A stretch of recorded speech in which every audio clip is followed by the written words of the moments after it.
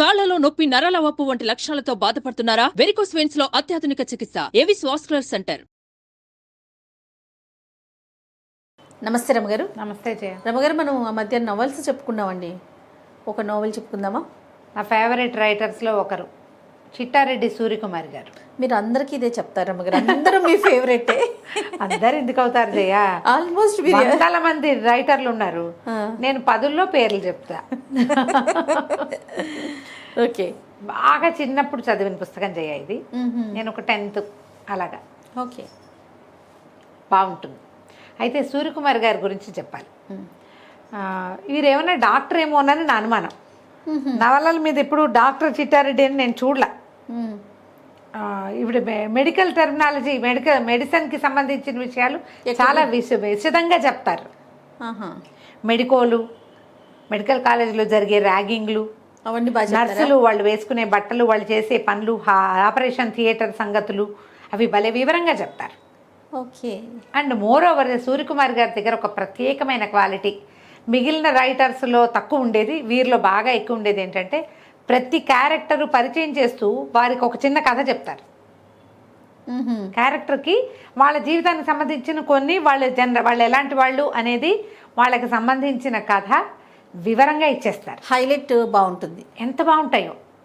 Okay. చాలా విషయాలు, చాలా వ్యక్తుల గురించి.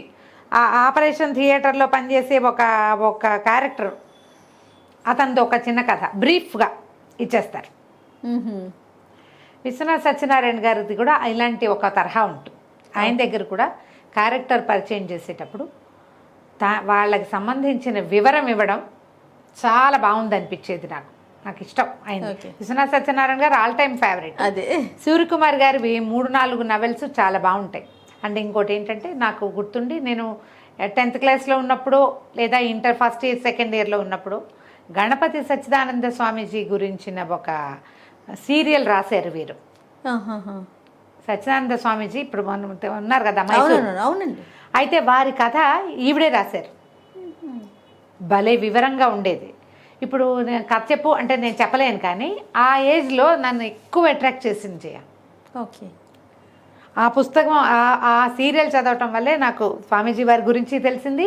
తర్వాత ఈ మన శ్వేతార్క గణపతి తెలుసు కదా నీకు? జిల్లేడు చెట్టు మొదలు గణపతిగా రూపొందటం ఆ పుస్తకంలో చదివాను నేను. అప్పుడు అది సీరియల్గా వచ్చేది. ఆంధ్రభూమిలో వచ్చిందేమోనని అనుకుంటున్నా, బాగా ఖచ్చితంగా జ్ఞాపకం లేదు. ఓకే. వీరి వల్లే అది తెలుసుకున్నాను అనమాట. అందులో ఎన్ని రకాల క్యారెక్టర్సు, వాళ్ళ కథలు.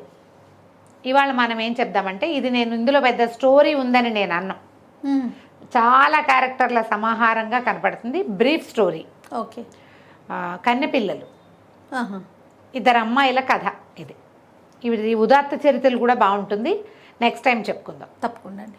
వీరితో నాకేమి పర్సనల్ టచ్ అవి ఏం లేవు, చాలా కాలం క్రితం చదివినవి కదా. నేను కొంతమంది రైటర్స్ తోటి అయితే మనం మాట్లాడుతూ అవకాశం ఉంది, వీరితోటి నేను తెలుసుకోలేకపోయాను అట్లా. ఒకవేళ ఇది విన్నాక మన విధి విన్యాసాలు చెప్పినప్పుడు వాళ్ళ అమ్మాయి నాతో మాట్లాడారు, రైటర్ కౌశల్యాదేవి గారు, అంతే కదా, మాట్లాడారు. ఇప్పుడు కూడా అవకాశం ఉంటుంది. నండూరు రామ్మోహన్ రావు గారు అమ్మాయి కూడా టచ్లోకి వచ్చారు. వీరు కూడా అట్లా ఎవరైనా వస్తే ఇంకా సంతోషంగా ఉంటుంది. అది నాకు చాలా ఇష్టమైన రచయిత్రులలో చిట్టారెడ్డి సూర్యకుమార్ గారు ఒకరు. బాగుంటాయి కథలు. అయితే ఇది వందన, సరిత అని 2 అమ్మాయిలు, కన్నెపిల్లలు. వీళ్ళు ఏంటంటే స్కూల్ ఫ్రెండ్స్. మనకి ఇది ఎక్కడి నుంచి పరిచయం చేస్తారు కథ? వందనేమో స్టాఫ్ నర్స్గా పనిచేస్తుంది, సరితేమో స్కూల్ టీచరు. ఓకే. ఓ టీచరు వీళ్ళిద్దరు కలిసి ఒకే ఊళ్ళో కలిసి ఉంటారు. వీళ్ళు ఏంటంటే స్కూల్లో కలుసుకున్నారు, హై స్కూల్లో. వందన ఇంచుమించుగా అనాథ. వాళ్ళ అమ్మ వాళ్ళు ఉన్నారు, కానీ కొంచెం పెద్ద అయ్యాక అమ్మ చనిపోయింది. ఒక మేనబావ ఉన్నాడు, అతనేమో డిఫెన్స్లో ఎక్కడో పనిచేస్తున్నాడు, యుద్ధానికి మన సైనికుడిగా చేరాడనమాట. ఆర్మీలో ఉన్నాడు. ఎప్పుడో బావ వచ్చి తనని పెళ్లి చేసుకుంటాడు అనుకుంటుంది. అయితే 10th క్లాస్ దాకా, SLC దాకా కలిసి చదువుకుంటారు వీళ్ళు. సరిత ఒక పోలీస్ ఆఫీసర్ గారి కూతురు, కొంచెం ధనికులు కింద లెక్క. వందన పేదింటి అమ్మాయి, కానీ వీళ్ళిద్దరూ చాలా క్లోజ్ ఫ్రెండ్స్గా ఉంటారు. స్కూల్లో కలుసుకుంటారు. ఆ స్కూల్లో విషయాలు చెప్పేటప్పుడు కూడా క్రిస్టియన్స్ మిషనరీ స్కూలు, దానికి హాస్టల్ ఉండటం, హాస్టల్లో. ఏమిటో నీకు ఆ వందన నీ తేనెకళ్ళు ఇంకా తేలిపోతున్నాయంటే అన్నంలో పురుగులు వస్తున్నాయని చెప్తుంది అనమాట. అన్నంలో పురుగులు వస్తున్నాయి, కళ్ళకి మంచిది, ఒంటికి బలం అని చెప్పారు అంటుంది. ఈ అమ్మాయి కూడా, చిన్నమ్మాయి సరిత కూడా హాస్టల్లో చేరి వాళ్ళ మీద బోల్డ్ అన్ని కంప్లైంట్లు ఇచ్చి అలా చేస్తుంది అనమాట. సరిత చిచ్చుబుడ్డి, ఇంట్లో ఏమో చిచ్చు అనే పిలుస్తారు అమ్మాయిని. ఈ వందన పాపం అమాయకంగా మెత్తగా ఉంటుంది, మృదువుగా ఉంటుంది మనిషి. ఈ ఇద్దరు 10th క్లాస్ అప్పుడు 8th 9th క్లాసుల్లో వచ్చి చేరుతుంది వెళ్ళింది స్కూల్లో. ఆయనకి ట్రాన్స్ఫర్లు అవుతున్నాయని తండ్రికి ఈ స్కూల్లో వేస్తారు. మొదట ఏదో వచ్చేది ఇంటి నుంచి, తర్వాత హాస్టల్లో చేరిపోతుంది. 10th క్లాస్ ఈ అమ్మాయి ఫెయిల్ అవుతుంది, ఆ అమ్మాయి పాస్ అవుతుంది. ఓహో, 10th ఫెయిల్ వందన. ఫెయిల్ అయితే ఏం చేస్తుంది, నర్సింగ్ ట్రైనింగ్లో చేరిందనమాట. అప్పుడు SLC కాలం ఇది. అదే మన 10th క్లాసు కంటే ముందే. SLC అంటే ఇంటర్ వరకు కదా రమ్మగారు, +1 +2 కలిపితే కదా SLC. అది నాకు తెలీదు, నేను అట్లా విన్నా. అలాగా అయి ఉంటుంది బహుశా. ఓల్డ్ SLC అంటే మన ఇంటర్మీడియట్ తో సమానంగా ఈక్వల్ అని. 12th క్లాస్ ఏమో మరి అనుకుంటున్నాను రమ్మగారు. అయి ఉండొచ్చు. ఈ అమ్మాయి ఏమో ఒక అమ్మాయి వందనేమో నర్స్ ట్రైనింగ్కి వెళ్తుంది, సరితేమో కాలేజీలో చేరుతుంది. ఓకే. తర్వాత స్కూల్ టీచర్గా వస్తుంది అనమాట. కొంతకాలం ఈ అమ్మాయి ఒకళ్ళకొకళ్ళు ఉత్తరాలు రాసుకోవటము, ఎప్పుడు కలిసే ఉంటారు, మాట్లాడుకుంటూ ఉంటారు. అప్పటికి ఫోన్లు కొంచెం తక్కువ కదా, ఈ ఫోన్లు పబ్లిక్ ఫోన్లు అవి లేవు. ఏదో ఒక ఆఫీసుల్లో, కాలేజీల్లో, హాస్పిటల్స్లో ప్రత్యేకంగా ఇంత దెబ్బ ఫోన్లు ఉండేవి. ఈ వ్యవహారం కాదుగా ఉత్తరాలు రాసుకోవటం అనమాట. వీళ్ళు ఒక బిల్డింగ్లో అద్దెకుంటారు. ఆ బిల్డింగ్లో ఉన్న ప్రతి క్యారెక్టర్ని పరిచయం చేస్తారు. వీళ్ళిద్దరు అమ్మాయిలు 20 ఏళ్ల వాళ్ళు, అందంగా ఉంటారు, చక్కగా ఎప్పుడు నవ్వుకుంటూ ఉంటారు. చుట్టుపక్కల వాళ్ళందరూ ఎలా ప్రవర్తిస్తారు వీళ్ళతోటి అవి చూపిస్తారు. ఈ కథ నేను చెప్పే కథ, ఇందులో పెద్ద స్టోరీ రాదు. ఈ పుస్తకం దొరికితే చదవండి, డెఫినెట్లీ యూ విల్ ఎంజాయ్. ఓ, అసలు ఆ క్యారెక్టర్స్ పరిచయం చేయటము, క్యారెక్టర్ కథ చెప్పటము అమోఘంగా ఉంటుంది, బాగుంటుంది, చాలా బాగుంటుంది. ఆ బిల్డింగ్లో ఎవరో ప్రతి వాళ్ళు అప్పులకి రావటం, పంచదార ఉందా, అది ఉందా, ఇది ఉందా అని. మేము అదేదో వచ్చి కూర చేస్తాం, మీకు పంపిస్తాం, మీరు మాకు ఇది ఇవ్వండి అని. ఉగ్గుకినతో ప్రాన్స్ కర్రీ తెచ్చిందిట పనిపిల్ల. అది ఉందా, అది నీళ్ళు అయిపోవటము, మోటార్లు వేయటము. ఈ సరితకి ఏంటంటే అందరికీ పేర్లు పెడుతుంది అనమాట. ఇది ఆ బిల్డింగ్ రాసమణి గారని ఒక ఆవిడది. ఆవిడ ఏం చేస్తుంది, పెద్ద సైట్ ఉంటే వెనకాల బోల్డ్ అని చెట్లు వేసుకుని పువ్వు పిద్ద ఒకటి కూడా బయటికి రానేది అన్నీ వాళ్ళే వాడుకుంటారు. అందరి దగ్గర రెంట్లు కలెక్ట్ చేస్తుంది. ప్రతి వాళ్ళ ఇంటికి ప్రతి వాళ్ళ మీద దృష్టి. వాళ్ళ దగ్గర భీముడు అని ఒక పనివాడు ఉంటాడు, సన్నగా ఉంటాడు అనమాట, బక్క భీముడు అంటుంది. పేర్లు పెడుతుంది అనమాట ప్రతి వాళ్ళకి. తనతో పనిచేసే స్కూల్ టీచర్లు వాళ్ళ క్యారెక్టర్స్ కూడా పరిచయం చేస్తారు. ఈ వందన హాస్పిటల్లో పనిచేస్తుంది. ఈ అమ్మాయి అందంగా ఉంటుంది. చాలామంది ట్రై చేస్తుంటారు. హాస్పిటల్స్లో ఉండేటువంటి ఏమంటారు, కొన్ని దుర్మార్గాలు, వ్యక్తుల్లో ఎలాంటి భావాలు ఉంటాయి, ఎంత చులకనగా ఉంటారు మనుషులు, ఆడపిల్లల్ని ఎంత చులకనగా చూసేవాళ్ళు, అవి కనపడతాయి. ఓ తాయారమ్మ గారని ఒక ఆవిడ ఎంతసేపు భర్తను వదిలిపెట్టేసి కొడుకు దగ్గర ఉంటుంది. ఆ కొడుకేమో వీళ్ళకేసి చూస్తుంటాడు. ఏదో మాట మీద ఆ తాయారమ్మ గారిని హాస్పిటల్ తీసుకెళ్తాడు. ఆవిడ ఇంతలా ఉంటుంది. రోజు పంచదార కోసం పిల్లాడు రవ్వలడ్డు చేయమన్నాడు ఉంటుంది. రవ్వలడ్లకి పంచదార 4 రవ్వలడ్లు పట్టుకొచ్చి ఇస్తుంది, కానీ వీళ్ళ దగ్గరనే చెప్పను, నువ్వు అప్పులు ఇవ్వద్దు అంటుంది సరిత. ఈ వందనకేమో వాళ్ళతో మంచి వాళ్ళు, పాపం వాళ్ళు బాగా మాట్లాడుతున్నారు కదా అని ఇచ్చేస్తుంది. ఇలా కథ నడుపుతూ తీసుకెళ్తారు ముందుకి. తను నర్సు ట్రైనింగ్ ఎలా చేసింది అనేది ఉత్తరాల రూపంలో చూపిస్తారు. వందన ఎక్కడికో వెళ్ళింది, సరిత ఒక్కతే ఉంది ఇంట్లో. పాత ఉత్తరాలన్నీ తీసి చదువుకుంటుంది. ఇప్పుడే నర్స్ ట్రైనింగ్ పూర్తి చేసే అంటుంది అనమాట. 10-15 ఉత్తరాలు ఏమేమి ఉన్నాయి, ఎలా ఉన్నాయి, మధ్యలో ప్రెగ్నెన్సీలు ఎవరెవరివో అలాంటివన్నీ తీసుకొస్తారు. ఎంత తాపీగా పోతుందో, కానీ ఇంట్రెస్టింగ్గా ఉంటుంది. ఓకే, కథ ఆసక్తికరంగా ఉంటుంది. సరే, ఇద్దరు కలిసి సినిమాలకు వెళ్ళటం. అప్పట్లో సినిమాకి వెళ్ళటం ఒక ప్రత్యేకమైన ఇది, సరదా. మేము కూడా అలాగే వెళ్ళేవాళ్ళం. ఆదివారం వస్తే సినిమాకి వెళ్ళాలి. ఇంకేం లేదు, టీవీలు లేవు కదా, ఇంకా అదే ఎంటర్టైన్మెంట్. టీవీలు లేవు, ఫోన్లు లేవు, ఏం చింతపిక్కలు ఆడుకునేవాళ్ళం ఎండాకాలం. అప్పుడప్పుడు వారానికి 10 రోజులకు ఓ సినిమాకి వెళ్తూ ఉంటాం. చూసిన సినిమా మళ్ళీ చూస్తుండేవాళ్ళం. వీళ్ళిద్దరు గట్టిగా మాట్లాడడం. సరిత పెద్ద గొంతు. ఓకే. వందన కొంచెం ముద్దుగా మాట్లాడుతుంది, చిన్నగా మాట్లాడుతుంది. ఈ తాయారమ్మ గారు కొడుకునితో పాటు ఉంటుంది. భర్త ఏమో ఊళ్ళో ఉంటాడు. వాళ్ళు వచ్చి ఈ విషయం చెప్పేశారు కదా, అబ్బాయి ఏం చెప్తాడంటే నా పెళ్ళయిందండి, మా అమ్మ పెళ్ళిలో గొడవ అయ్యి మా ఆవిడని తీసుకురానివ్వలేదు, నెల సంపాదన 20 రోజులకే అవగొట్టేస్తుంది, అంత అప్పులు, మా నాన్న ఒక్కడే ఉంటున్నాడు, పెళ్ళకి వెళ్ళవమ్మా అంటే వెళ్ళదని చెప్పేశారు కల్లా అవన్నీ చూస్తే వీళ్ళకి ఏం గుర్తొస్తుంది, ఈ సరిత వాళ్ళ ఊరి పద్మజ అని ఒక పిల్లకి పెళ్ళి అవుతుంది వాళ్ళ ఊళ్ళో, ఆ పద్మజ మొగుడేమోనని డౌట్ వస్తుంది. ఓకే. ఏం చేస్తారు, ఆ పద్మజని పిలిపించి ఇంకో గదిలో దింపుతారు. వీళ్ళిద్దరు మొగుడు పెళ్ళం ఎదురుపడేసరికల్లా వాళ్ళిద్దరు కలిసి ఉంటే చుట్టుపక్కల వాళ్ళంతా చెప్పుకుంటారు. ఈ తాయారమ్మని లేకుండా ఏం చేస్తారు, హాస్పిటల్లో పెడతారు ఓ వారం రోజుల పాటు. ఆవిడ లేని టైంలో ఈ పద్మజని ఇక్కడ దింపుతారు. ఇట్లాంటివి కొన్ని కొన్ని సరదా సంఘటనలు జరుగుతూ ఉంటాయి. హాస్పిటల్లో సూపర్నెంట్గా ఒక డాక్టర్ ఉంటారు. ఆయన చాలా పొడుగట్టివాడు, ఇది వందన సన్నగా చిన్నగా పొట్టిగా చిన్నపిల్లలాగా ఉంటుంది, 20 ఏళ్ళు. అంతకంటే ఏం వయసు ఉంటుంది, ఇంటర్మీడియట్ అయ్యాక 2-3 ఏళ్ళు నర్సింగ్ చేసిన వాళ్ళకి అంతే 20-21 ఉంటాయి. ఈ అమ్మాయికి ఆ డాక్టర్ మీద ఆసక్తిగా ఉంటుంది, బాగా వస్తాడని వెయిట్ చేస్తూ ఉంటుంది ఒకటి. రెండోది, ఈ హాస్పిటల్లో వెంకట్ అని ఒక డాక్టర్ ఉంటాడు, అతనికి ఎంతసేపు ఈ అమ్మాయి మీద దృష్టి, ఈ పిల్ల వెనకాల తిరుగుతూ ఉంటాడు. ఈ అమ్మాయి దగ్గరికి రానిపోయేసరికల్లా ఇంకెవరో నర్సు తోటి చేరువవుతాడు. జాలిగా ఉంటుంది అతను చూస్తే, కానీ ఆసక్తి రాదు. ఈ కామ్గా ఉండే పెద్ద డాక్టర్ మీద ఆసక్తిగా ఉంటుంది పిల్లకి. ఓకే. అది పరిచయం చేస్తారు డాక్టర్ యతీంద్ర, అతను సూపర్నెంట్గా ఉంటాడు. అతనికి కూడా ఈ అమ్మాయి తేనె రంగు కళ్ళు, ఎక్కువగా అతను ఆపరేషన్ థియేటర్లో చూస్తాడు. ఓహో. విడిగా అమ్మాయిని చూసుంటాడు అనమాట, చూడ్డం అవి తక్కువ ఉంటాయి. ఆ తేనె కళ్ళు మాత్రం మీద దృష్టి ఉంటుంది, కానీ ఎవరో స్టాఫ్ నర్సు, అంతకంటే ఏముంటుంది. కథ ఇట్లా స్లోగా నడుపుకుంటూ వెళ్తారు. ఒక కొత్త డాక్టర్లు రావటం, ఆపరేషన్లు, అపెండిసైటిస్ ఆపరేషన్ అవి కూడా చూపిస్తారు. ఇది చేయొద్దు, ఇలాంటివి చేయకూడదు, అలా అవి మాటలు 1-2 పెద్ద ఆపరేషన్లు. ఎంత క్లియర్గా థియేటర్లో వస్తువులు అమర్చటము, డాక్టర్కి అందించటము రాస్తారో. నాకేంటంటే బేసిక్గా కొంచెం మెడిసిన్ ఇంట్రెస్ట్ కదా, ఏమిటో నేను ఇలా అయిపోయాను. కానీ డాక్టర్ అవ్వాల్సిందంటారా? ఎందుకని అవ్వలేదో జయ, నాకు చాలా ఎక్కువ ఇష్టం. అన్ని ప్రొఫెషన్లోకి వెళ్ళా డాక్టర్ ఇష్టం రమ్మగారు మీకు? ఇష్టం. ఓకే. ఆపరేషన్ థియేటర్లో అలాంటి కథలు మరీ ఇష్టం నాకు. అదేలేండి, ఆ ప్రొఫెషన్ ఇష్టం కాబట్టి అది ఇంట్రెస్ట్ అనిపిస్తుంది. ఆపరేషన్ థియేటర్లు, సర్జరీలు నేను అవి ఎక్కువ చూస్తాను. ఓహో. మామూలుగా సిరీస్లు కూడా అలాంటి చూసేస్తాను, కోసేసేది, కట్టేసేది, కుట్టేసేది చూస్తా. అవి ఇష్టం నాకు, ఎందుకో అలా ఉంది. మరి వచ్చే జన్మలో డాక్టర్ అవుతానేమో చూడండి. నేను అప్పుడు కూడా కెమెరా మీతో హెల్త్ ఇంటర్వ్యూలు చేస్తాను రమ్మగారు.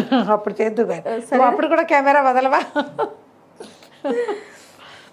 నేను ఎవరైనా మామూలుగా డాక్టర్ చదివి ప్రాక్టీస్ చేయట్లేదంటే నాకు చాలా బాధగా ఉంటుంది జయ.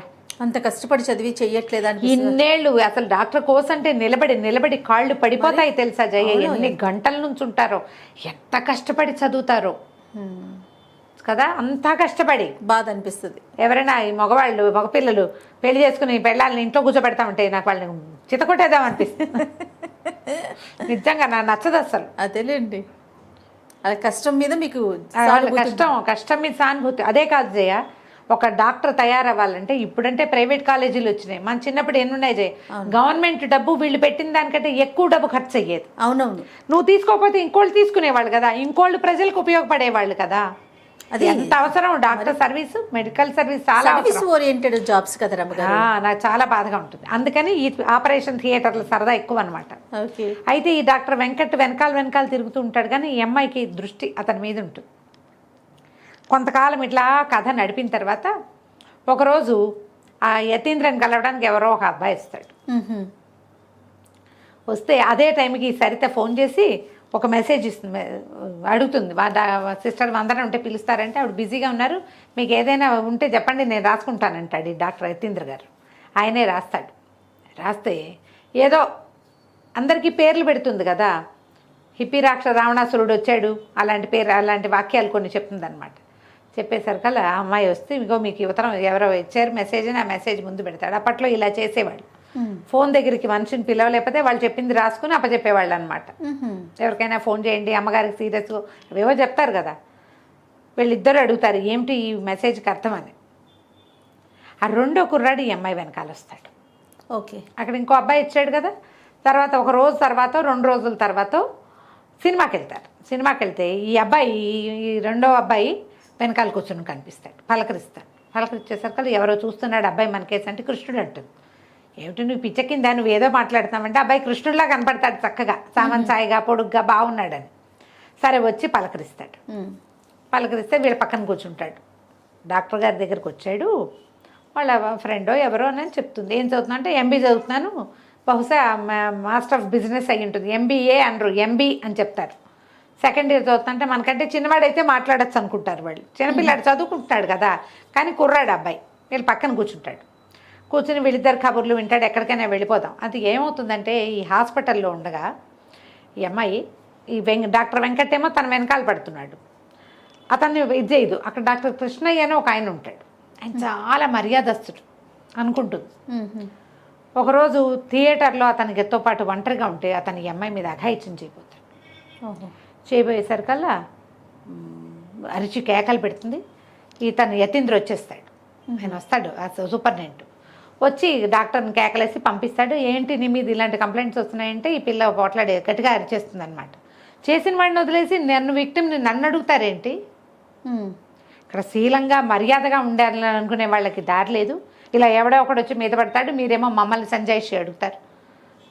అతని మీద ఇష్టం వచ్చేస్తుంది. అంతకుముందు అంతా ఎంతసేపు రూమ్ తుడిచిపెట్టి అతను వచ్చేసరికల్లా రూమ్ క్లీన్గా ఉంచి ఆపరేషన్ థియేటర్లో అతని పక్కనే నుంచునే అంటే ఒక ఇది ఉందన్నమాట, ఇన్ఫాక్చుయేషన్, ఒక ఆకర్షణ ఉంటుంది అతని మీద. అతను రివర్స్లో అడిగేసరికల్లా భరించలేకపోతుంది. ఎక్కడికైనా వెళ్దాము 4 రోజులు, నాకు విసుగ్గా ఉంది, నాకు కష్టంగా ఉందంటూ. ఈ అబ్బాయి ఏమంటాడంటే నేను హైదరాబాద్ వెళ్తున్నాను, మీరు వస్తారా అంటాడు. సరే ఆలోచించుకుని సరే వెళ్దాం, చిన్నపిల్లాడు కదా, చిన్న కుర్రాడు చదువుకుంటున్నాడని వెళ్దాం అనుకుంటారు. సరే తీసుకెళ్తాడు హైదరాబాద్కి కారులో. ఓహో, వెళ్తారు, ఏదైనా ఎంజాయ్ చేయాలనుకుంటారు. అయితే నేను ఎప్పుడూ నా క్యావరేలు అవి ఇవి వెంటనే కానీ ఎప్పుడూ చూడలేదంటూ అనేసరికి ఒక బార్కి తీసుకుపోతాడు వీళ్ళని.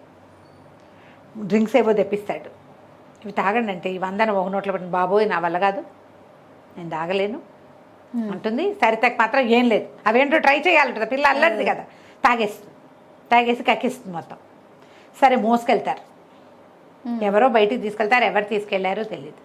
ఈ అమ్మాయినేమో యతీంద్ర వస్తాడు అక్కడికి. వచ్చి 100 అని చెప్పి ఇంకా ఏం మిగిలింది, ఇంకేం చేయాలి, చేసింది చాలదా, ఇక్కడికి వచ్చి కూర్చున్నావు అని బలవంతంగా తీసుకొస్తాడు. బయటికి తీసుకొస్తే ఈ అమ్మాయి ఆడుంది, మీకేం సంబంధం లేదు, మీరెవరు నన్ను అడగడానికి, మీరు అక్కడే సూపర్నెంట్, మీరు ఇక్కడ ఏం కాదు, నన్ను వదిలేసేయండి అంటూ. ఎందుకు కాదు, ఈ కాగితానికి సమాధానం చెప్పంటాడు. అంతకుముందు ఏం చేస్తుంది, ఆ రూమ్లో కూర్చున్నప్పుడల్లా చక్కగా రాసుకుంటుంది అనమాట, మంచిగా అందంగా చెక్కుతుంది అక్షరాలు, యతీన్ మై లవ్ అని. ఇగో ఈ కాగితం అక్కడ ఉంది, దీనికి సమాధానం చెప్పు, అప్పుడు నేను చెప్తాను అని కొంచెం గట్టిగా ఇట్లా ఎందుకు వచ్చావు నువ్వు అని కేకలేసరికల్లా నువ్వు ఇలా అడిగేసరికి నేను ఓర్చుకోలేకపోయానంట. నేనేం చేయను, నాకు ముందు నుంచి నువ్వంటే ఇష్టం. ఓసారి వెంకట్తో కనపడతావు, వెంకట్ ఇంకో అమ్మాయితో కనపడతాడు కాబట్టి నేనేమనలేను, ఒక భరించలేను నేను నువ్వెవరితోటైనా. డాక్టర్ ఒక ఆయన వస్తాడు మధ్యలో, ఒక క్రిస్టియన్ డాక్టర్ ఒక ఆయన కూడా ఏంజల్ అని ఈ పిల్ల వెనకాల తిరుగుతాడు. ఓకే, వాళ్ళని చూస్తే నాకు అసూయగా ఉంది, నువ్వు వేరే వాళ్ళ దగ్గర ఉంటే నేను భరించలేను. ఆ డాక్టర్ కృష్ణయ్య చేతుల్లో చూసి కూడా నీ తప్పేం లేదని నాకు తెలిసినా కూడా ఒక భరించలేని తనంతో అలా మాట్లాడాను అని చెప్పి నన్ను పెళ్లి చేసుకోమని అడుగుతాడు. సరే కాస్త నేను నిద్రమొహం పడేసరికి తీసుకెళ్ళి గదిలో దింపుతాడు. వీళ్ళు ఒక రూమ్ తీసుకుని ఉంటారు. అవి వెళ్ళిపోతూ ఆ సరిత పడుకుని ఉంటే ఆ కళ్ళ మీద ఇలా అంటాడు. ఎవరో నా కళ్ళు ముట్టుకున్నారనుకుంటుంది, అమ్మాయికి తెలియదు. తెల్లవారి నిద్ర లేచి చూసేసరికల్లా ఏముంది, సరిత వాళ్ళ నాన్నగారు వచ్చి కూర్చుని ఉంటారు అక్కడ. ఎడకాంతపోతారు, ఏం చేయాలో తెలియదు. వీళ్ళు వచ్చి హోటల్ రూమ్లో దిగితే ఇద్దరు ఆడపిల్లలు, ఆ కాలం అది కాదు 70s కదా మరి, అక్కడి నుంచి మొహాలు కడుకురండి, తయారవ్వండి, ఇంటికి వెళ్ళిపోతామంట అని చెప్పి తీసుకెళ్తారు. ఆ డాక్టర్ ఈ లోపల ఆయన వస్తాడు యతీంద్ర, మేము మా పిల్లల్ని ఇంటికి తీసుకెళ్ళి మాట్లాడుకుంటాను లేండి డాక్టర్ గారు అని చెప్పేస్తాడు ఆయన. పిల్లలు ఇద్దరిని ఆడపిల్లలు ఇద్దరిని తీసుకుపోయి ఇంటి దగ్గర దిగుతాడు. తల్లి సంతోషిస్తుంది. సరే ఏం చేశారు ఇవన్నీ కనుక్కుని సరితే వాళ్ళ నాన్నగారు అంటారు, ఇంతంత వయసులో వచ్చేసినాయి, పెళ్ళిళ్ళు చేసేయాలి పిల్లలకి, 100 పెళ్ళి మన చేతిలో లేదు, సరితకి పెళ్లి సంబంధం కుదురు చేసాం, అయిపోయింది ధామ్ అంటారు.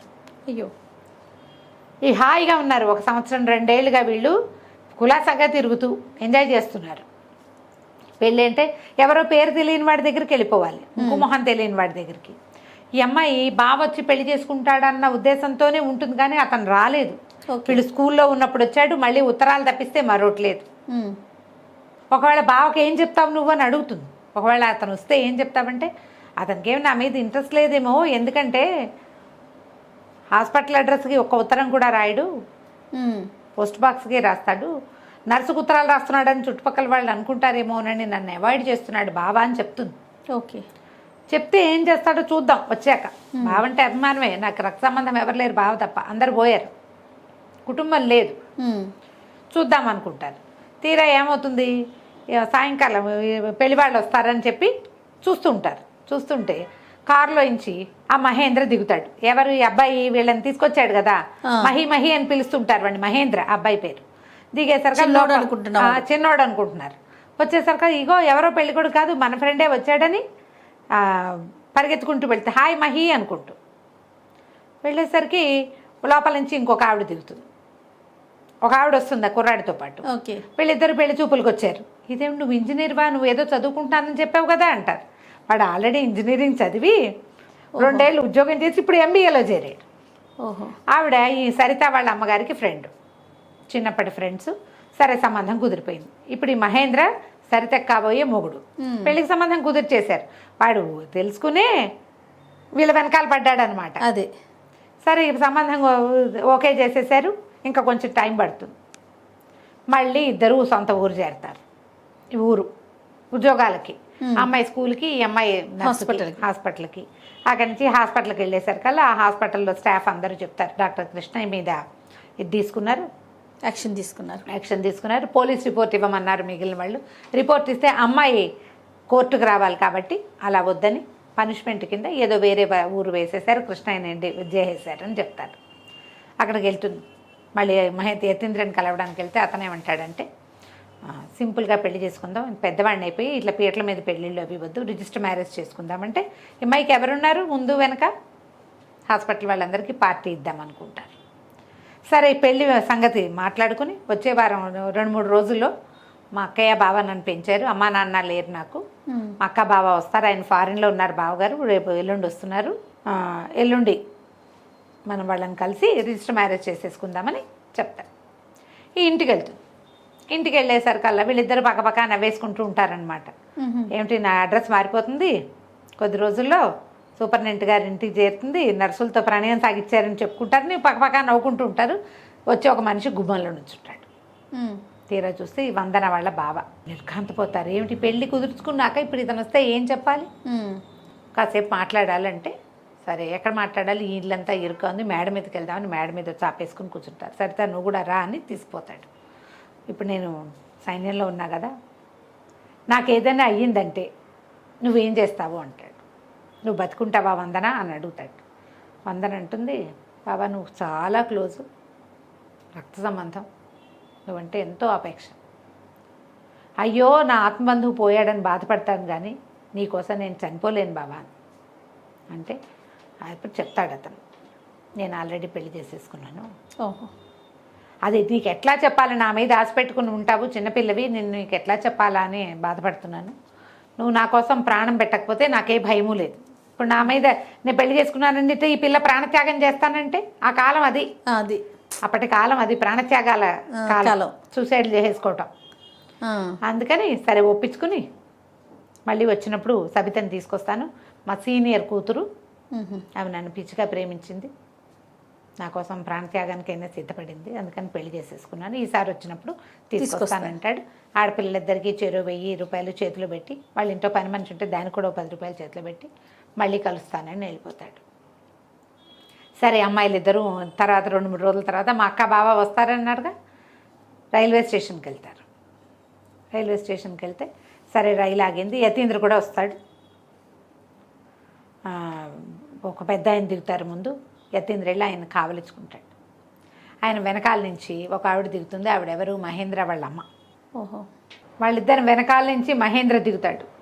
డాడీ ఇదిగో ఇది నాది అని ఆ సరితను చూపిస్తాడు. ఈ యతీంద్ర మహేంద్ర మేనమామ మేనల్లుడు, వాళ్ళ అక్క కొడుకు, అక్క బావని ఇతన్ని పెంచుతారు. ఈయన పెద్దవాడు, ఏజ్ గ్యాప్ ఉంది. అప్పటి రోజుల్లో 10-12 ఏళ్ల గ్యాప్లో పెళ్లి చేసుకోవటం అసలు విషయమే కాదు, అసలు విషయం కాదు. 15-20 ఇయర్స్ గ్యాప్లో కూడా పెళ్ళిళ్ళు చేసుకునేవారు.